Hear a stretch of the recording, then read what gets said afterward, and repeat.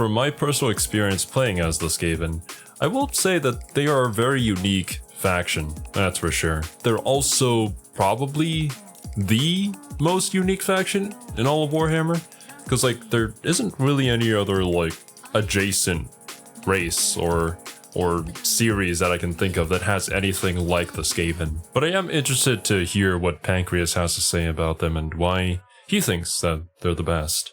But of course, before we begin, please go and support Pancreas. He makes amazing lore videos, and I'm just some guy who wants to learn a bit more about the lore.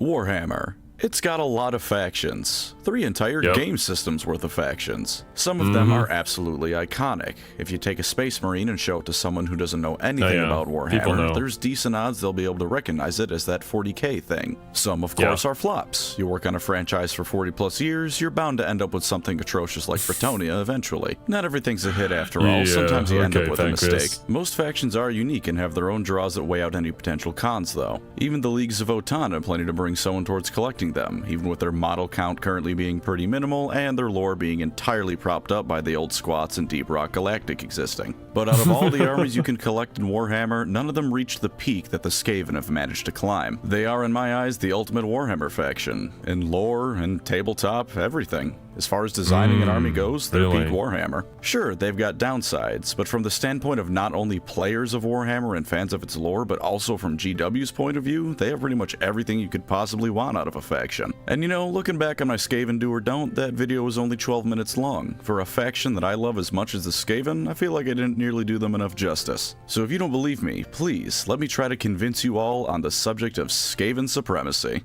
And on the topic of things that are great, posters are pretty cool, don't you think? That a looks nice like decoration display. to hang on your wall, something to start a conversation, or if we're being honest, turn your hobby room into the nerdiest thing on the planet. No shame in all, I am no different. And if you want the best posters in the business, you can do no better than Displate, the sponsor of this video. Displate gives you the best posters you could possibly want. Because they're metal, they're not gonna rip if you so much as glance at them with an unhappy look on your face. But even better, you don't gotta drill a hole in the wall or put a pin in to keep them held up. You just wipe your wall down, put down the protective sheet, put the magnet on, and then slap your poster wherever you want. Could not be easier. Every design is not only high quality, but signed by their master of production. It sounds like some Space Marine armor ritual, and you have that sort of quality for one of a million different designs of your choosing, including Warhammer. It has worldwide shipping and 4 to 5 business days, so if you're as impatient as me, then you won't be kept waiting long. And as the cherry on top, they're carbon neutral. You're not only getting cool posters, you can rest easy knowing you did your part in keeping the earth healthy. I'll send 5 of the lovely posters, so why don't I show you what you could be getting for yourself? We've got a nice Doom Eternal poster, because Doom is cool, and that's as far as my thought process went. A nice Halo Armory poster, because Halo is my jam. A beautiful Eldar poster, because I saw they had an Iandon poster available, and I think my brain just autopiloted into the order. A Ronnie poster, because I would commit heinous crimes if Ronnie asked me to, and I'm not going to pass on the chance for a poster of her. And of course, a Dark Souls 2 poster, because I physically cannot go more than a day straight without reminding people which Dark Souls is the best Dark Souls. If you two would like to get yourself some fantastic display posters, use my link in the description to head on over. The discount will be automatically applied in the description, or you can use code Pancreas to get 22% off 1 to 2 displays or 33% off 3 or more displays. Turn your hobby room into a hobby dungeon and get yourself some displays today. Now then, let me tell you why the rats are just the best. Let's start off slow. They're one of the few things that are almost wholly original to GW. I'll be honest, as much as Warhammer Fantasy is my favorite Warhammer setting, there's like 3 original bones in its body. What isn't taken from Tolkien or Michael Moorcock is just taken from real-life history. A land of... Yeah, there's a lot that is inspired, that you can very clearly tell the inspiration's from. And they're also not afraid to like make pretty blatant references. I mean, the entire world itself is also just based off of the geography of our actual world, so you can see the inspirations from different cultures as well. The Skaven, though, I don't think... Well, actually, the Skaven might be based off of New York rats. Never mind. Fractured nation-states who elect an emperor and constantly squabble amongst each other? Man, I wonder where that comes from. Or how about a dying race who's highly proficient in magic and tends towards extreme arrogance? Congratulations, you have the High Elves, and every elf ever. I don't think there's anything truly wrong with that, but still, Warhammer Fantasy isn't the most original thing out there.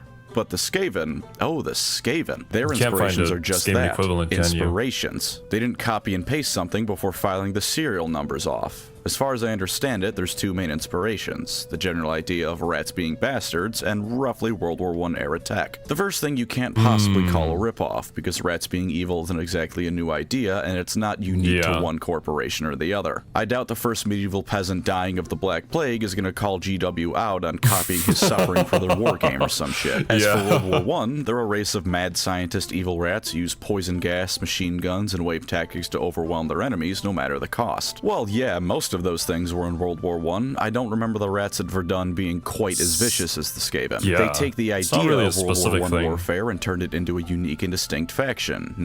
I think that's kind of the core of creativity. When you take two things that are kind of unrelated, and then you somehow mix and mash them together to make something cool and unique.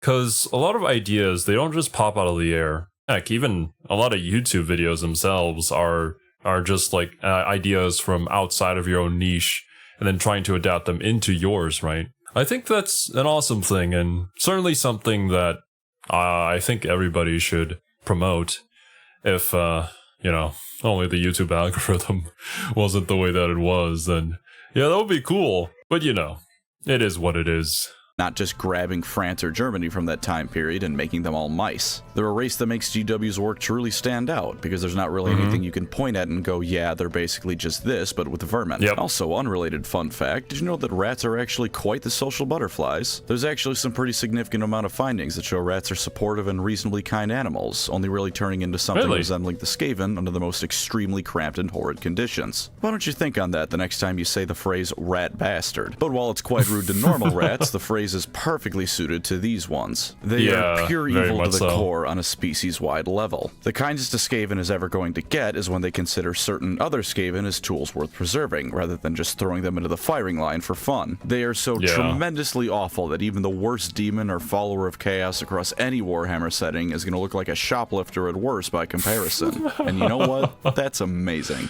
Quite frankly, the only true downside I think they have is them being pure evil, which means if you want even the most tenuous argument for your faction being in some way good, then you're totally out of luck here. But there's so many upsides that come with it that I just don't think it matters. For one, this is a war game setting. Warhammer thrives on conflict. Sure, a lot of factions within it want peace eventually, but then we run into the issue of not having a war game anymore because no one's fighting. Other than Blood Bowl, I guess, but it's just not the same. The Skaven, meanwhile, can Blood Bowl mentioned. I do have the Blood Bowl games. I should try them out sometime on stream. They seem kind of fun, but I'm also not the biggest fan of American football. I'm sorry, my dudes. But then again, Blood Bowl is Blood Bowl.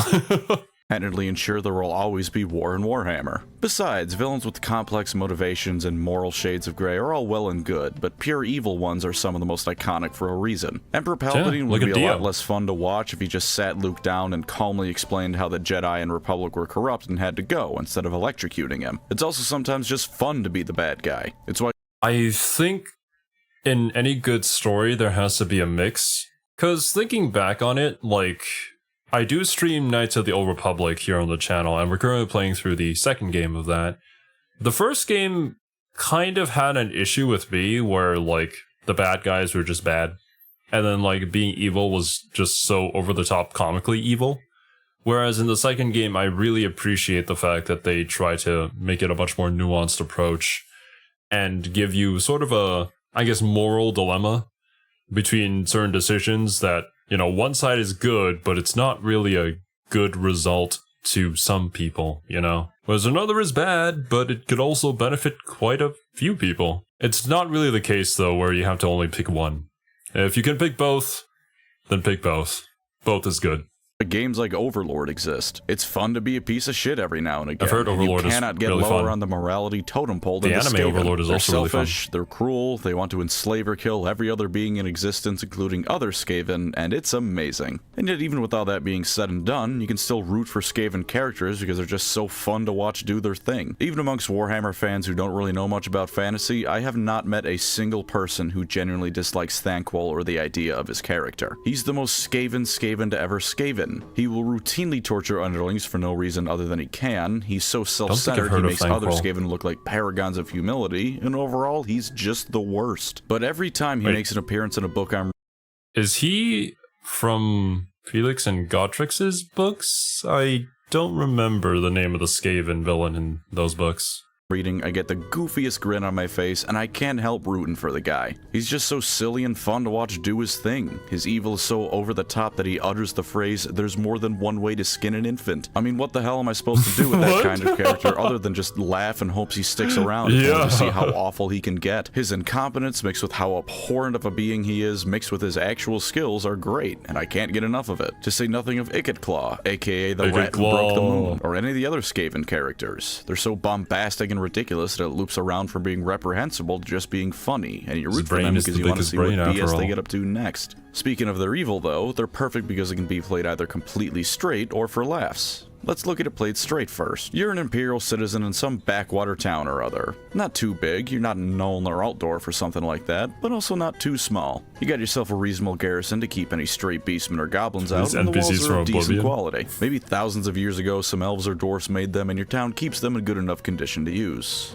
Things are good. Then one day, things start getting bad. Not all at once, and early on it may not even be anything particularly exceptional. The Skaven can be subtle after all. Maybe you have a bit of a crop shortage one harvest season. That sucks, and you and some others are definitely going to be hungry for a bit, but that happens all the time. There's no reason to suspect foul play, especially foul play by devious ratmen. Then some cattle get slaughtered, but again, no biggie. A beastman probably got hungry before he could be driven off. Some people start going missing, which is certainly more worrying, but again, it happens all the time. In the world of Warhammer Fantasy or Age of Sigmar, there's a million different reasons someone can get lost. Then things start getting bad in a way that you can't rationalize away, that can't be written off as unrelated occurrences. Out of the corner of your eye, you see hunched figures darting in and out of the shadows. You never quite catch a glimpse, but you can swear they're watching the moment you turn away. Shards of warpstone begin appearing, tainting the land, water, and more, and turning your fellow townsfolk into vile mutants. More people begin disappearing, now many of them influential figures in the town. Reports of caravans being attacked by rat-like beastmen constantly come in, until one day no one ever makes the trip to your town again. And one day, if you listen closely, you can swear you hear the tolling of a bell 13 times, and then it comes to a head. As if out of nowhere, thousands upon thousands of Skaven surge into the town. Maybe they burst out of the ground through a massive network of tunnels they've been building all this time, slaughtering the guard and anyone in their path before you can react. Maybe they approach from outside the wall, but while you cut down 10 for every one man you lose, you can never kill enough to stop them. All the while the most horrific creatures you could imagine lumber towards the gates, smashing them in and letting the horde into the town. Survivors are taken into slavery or outright eaten, and in a single night the entire town is gone. When played straight, the Skaven are an endless tide of hungry, hateful creatures using foul science and magic to destroy everything around them, including each other. There is no stopping them truly, because you can never kill them all. Their recklessness means even the most prepared and intelligent of scholars, engineers, or warriors can't hope to match them. Even the strongest of elven sorcerers or the most intelligent of dwarf engineers can't hope to match the 50 Grey Seers or 500 Rattling Gun teams they face off against. That's one of the neat things about the Skaven as well.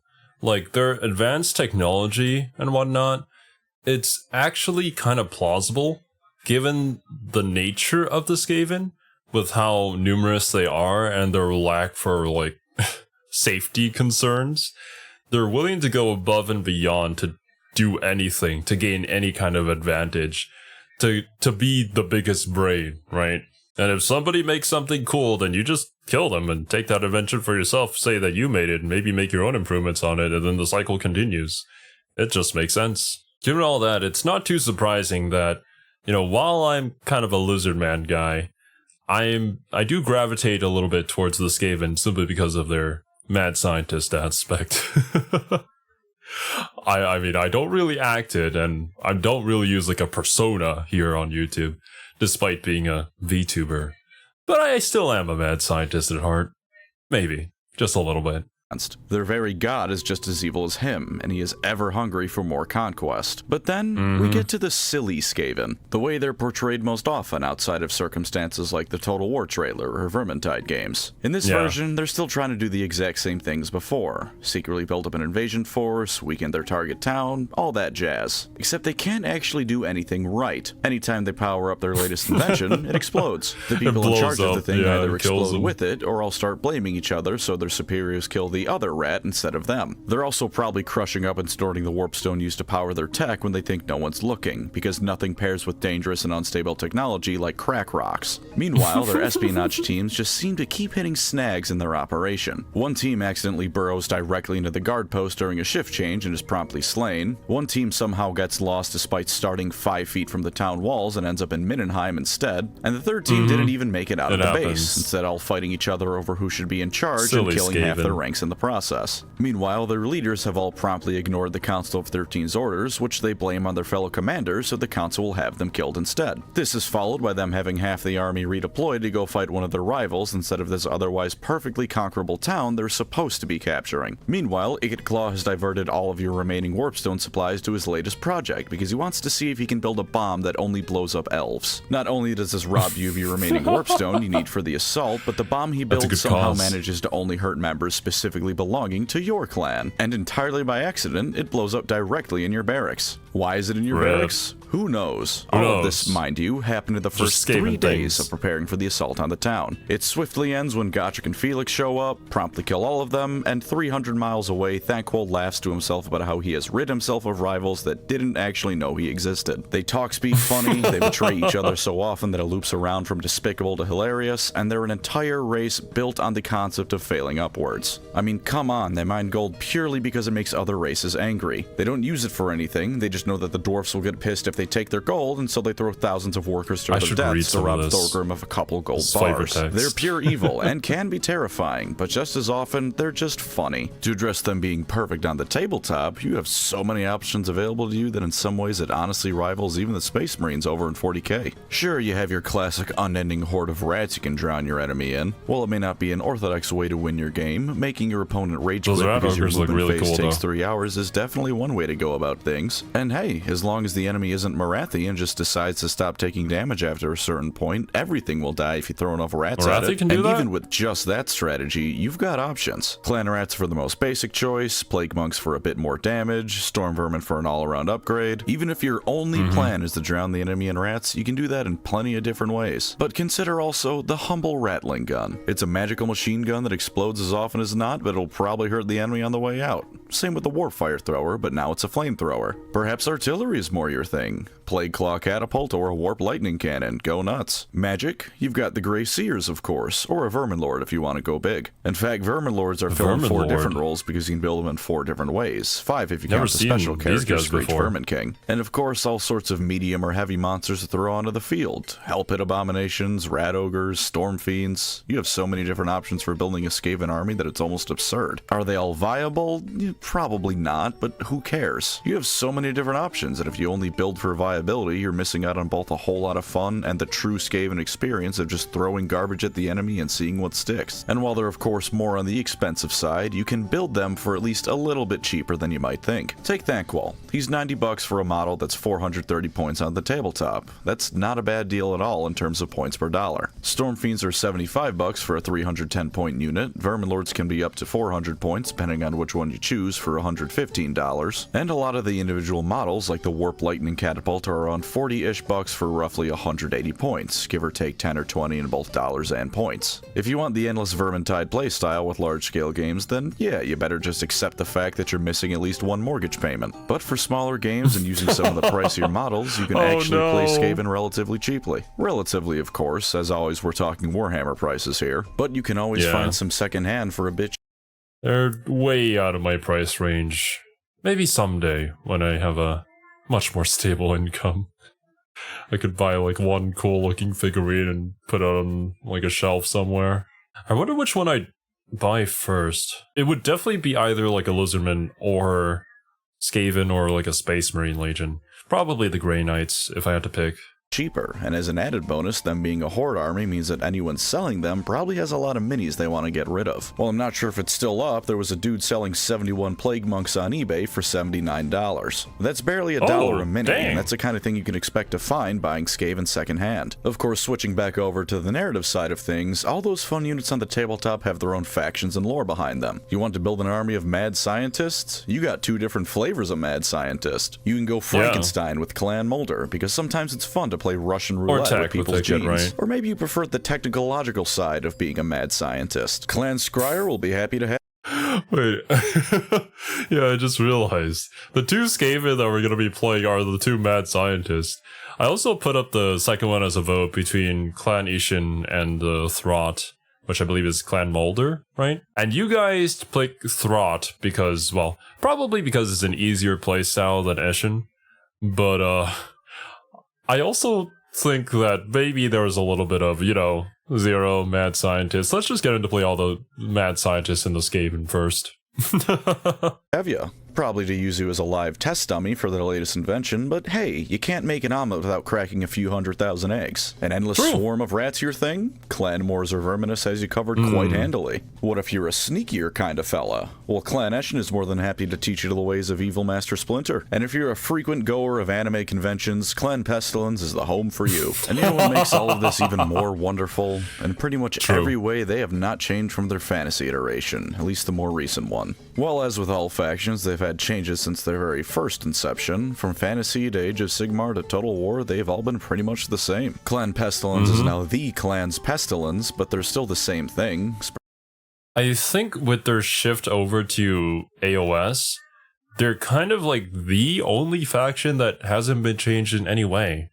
Like, even the Lizardmen had a pretty drastic change, and I think now they're called the Seraphon. And now they have these weird, like, celestial powers and stuff, and obviously, like, there's straight up some new people who showed up. But Skaven are still just Skaven. And honestly, that's good to see. Spreading disease and ruin across reality in the name of the Horned Rat. For that matter, a whole ton of the hero models in AOS are the same as they were in Fantasy. Like the Arch Warlock is just Ikit Claw. It's straight up the Ikit Claw model being called something different. Yeah, you can make the argument that it ruins what makes the character special, since it's no longer an individual character, but consider this argument. If you'd like, you can just straight up have the narrative of your AOS game be Skaven from Fantasy. You don't have to pretend that this new model is actually an old Fantasy character, because again, this is just straight up Ikit Claw. Just like the Plague Priest is just Lord Skrulk. It's your narrative for the game, pretend it's in any of the settings you want. And while of course plenty of the old models could certainly use an update, in the grand scheme of things I don't think they're that bad. Especially given their lore, Skaven models looking a bit derpy or outdated isn't the worst thing ever. The Skaven are supposed to look horrible. They're supposed to look dingy and gross and generally unpleasant. So a model being a bit outdated isn't as bad for them as it is for, say, the Guard and the poor Katakan jungle fighters who look like they spent around too many in the ring with Ivan Drago. This of course has its limits. Please, for the love of God, GW, update the Eshin infantry units. They need help. But overall, the Skaven look both good and consistent across their model lines and the different games alike. And this is all good for both GW and Warhammer fans. For GW, they have a faction that they can sell across multiple different systems, especially if they remove the Skaven from the legacy side of the old world and update them. They can both sell old models because a lot of them aren't that bad looking or in need of an update, all the while pretty much every new model they make for them is going to be met with applause. From a player standpoint, you can use those rats anywhere. Just put them on a square or a circle base depending on how you're feeling. The only faction that surpasses them in this are the demon factions you can use even over in 40k. And only a few of the models they have are horribly outdated, so your army's gonna look good. You also have all the reason you need to have them fighting any army in the game. Skaven fighting the forces of order? Of course they are. Of course the Skaven are a monstrously evil and destructive race. Every order army will fight them. Destruction armies don't need a reason to fight anyone, same as death, so there's another thing they got going for them. And as for mirror matches, the Skaven hate each other almost as much as they hate non-Skaven. You ever look at something like an Imperium versus Imperium match and think, man, these people should really be fighting literally anyone else? Well, with the Skaven, you don't have that problem. You never think that because the Skaven spend more time fighting each other than outside forces. It's been specifically given as the reason they don't conquer everything. They spend most of their energy fighting each other. The moment they united in the end times, they conquered half the world on their own. So yeah, narratively... Yeah, okay. You know what? I'm not gonna go on that rant. There's never an invalid time for the Skaven to be fighting, especially if it's against each other. And to get back to rules, my favorite thing about the Skaven is that in some ways they're the last bastion of Warhammer having rules that are as geared towards fun as they are towards competitive balance. Sometimes Warhammer having goofy rules was taken too far, especially early in Age of Sigmar's lifespan. Having a rule where your model performs better if you have a bigger mustache than your opponent is just a bit much. Funny. Yeah. I remember reading some of the comments that you guys left about the rules that just seemed really silly, and it was almost like, you know, GW didn't respect the players. I mean, I don't mind there being like a fun rule here and there, but like kind of making you prance around while pretending that you're riding on a horse Is that really what you want? Well, like, what is the point in any of that? I'm glad that things have kind of leveled out now, but, you know, with the first rules of AOS kind of being like that, just right after the bad taste that end times left in everyone's mouths, essentially, it was not a good time for GW. Although I have heard recently that they basically just invalidated quite a few people's armies. I didn't look into it, so I don't know the exact details, but yeah, rest in peace to all of you guys who suffered. As it is, which was a real rule in AOS First Edition, thank you Kurt Hellborg, but the Skaven keep that attitude going without overdoing it. Want to double the damage your Warp Lightning Cannon does? Just overcharge that son of a bitch and let it rip, as long as you don't mind the substantial chance it'll explode and take its crew with it. Same for all their weapons teams. It's not only the best way to marry their lore with their gameplay, but it's also just good fun. You can't be angry when your overcharge fails because A, you did it to yourself, and B, it's just a good time doing it. Laugh like a mad scientist, bet it all on black, and either win the game in one move or send your weapons team straight to hell. Drown the enemy in 500 rats at a time. Who cares if you lose all of them in a single volley from the enemy? You have another 500 right behind them. This kind of reminds me of like the orc gameplay in 40k. If you roll high, you win. If you don't, well, that's kind of an uphill battle. But I specifically remember a comment from Bricky about how he's never met anybody who played orcs and was like a bad sport about the game. They were just there to have fun, you know? And I feel like maybe Skaven players are on a similar wavelength to that. Although, maybe you could be a little bit petty. That's also very in character. Maybe I'm wrong, or it's just my blatant favoritism showing for them, but the Skaven seem to be one of the few Warhammer armies where fun was prioritized over either balance or making them overpowered to sell new models. And you don't often get that nowadays. And for my last big reason to love the Skaven, it's that in all honesty, I think they can comfortably fit in 40k in plenty of different ways. Think about it. I don't think their they're technology in 40k, is almost entirely but they powered should by be able Warpstone, to. solidified chaos, essentially. With that in mind, I think it could fit into 40k just fine without too many power scaling issues. If you think Warpstone weapons would be too underpowered as they are in Fantasy or even AOS, that can easily be explained by chaos being a much bigger influence in 40k, on account of it being galaxy-wide rather than just contained to one planet or 8. Although, to be fair, is there a possibility that they could, in the future, add Skaven to 40k? Or is there already like a race of mutated people who kind of look like rats going around? I know that there's actual, like, cat people. Unfortunately, not the anime kind, but there are a lot of races in the lore that never really shine.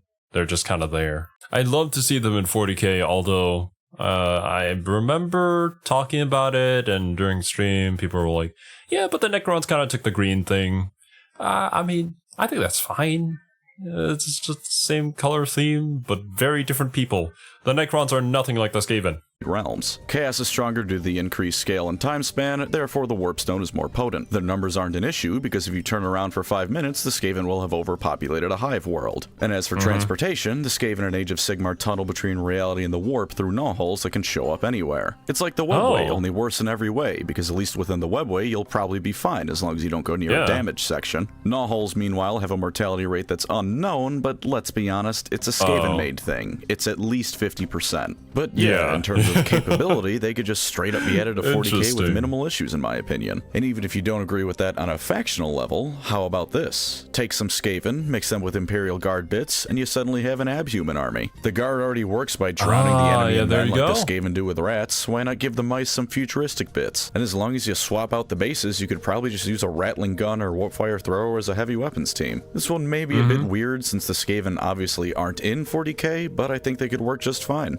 The image of rats swarming across the galaxy is one that brings great joy to my heart, and honestly, for all that it's completely non-canon, it makes me love them even more. And for all those reasons, that's why I think the Skaven are the best faction. That sentence really sounds like I'm capping off a college essay, but I can't think of a better way to end the video. Go buy yourself some Skaven. And on an unrelated but still cool note, Gaijin Goomba, who I have done some collabs with, has made a channel dedicated to orcs. It's good fun, and you should go check it out. Someone had to be the orc-themed content creator in the 40k space, and he's taken up the honorable role. Not quite as glamorous as the glorious Eldar are, but hey, any Xenos appreciation is always welcome. And they are the other race that won the war in heaven alongside the Eldar, so I think it's good that someone's bringing some more attention to them. him. Go watch his stuff, it's fun. And as always, thank you to my wonderful channel go check him members. out. You are For the sure. warp stone to my Skaven, fueling my ever-expanding empire of garbage. If you'd like to support the channel, feel free to subscribe or become a member. Either way, thank you for watching and take care out there.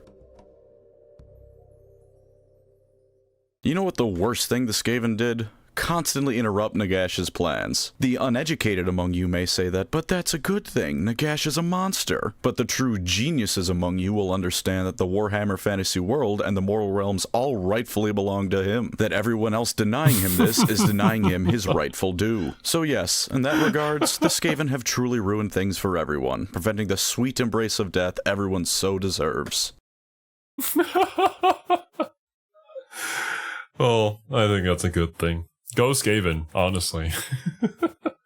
Although, to be fair, Nagash got screwed over so many times. I do feel kind of bad, but, not really.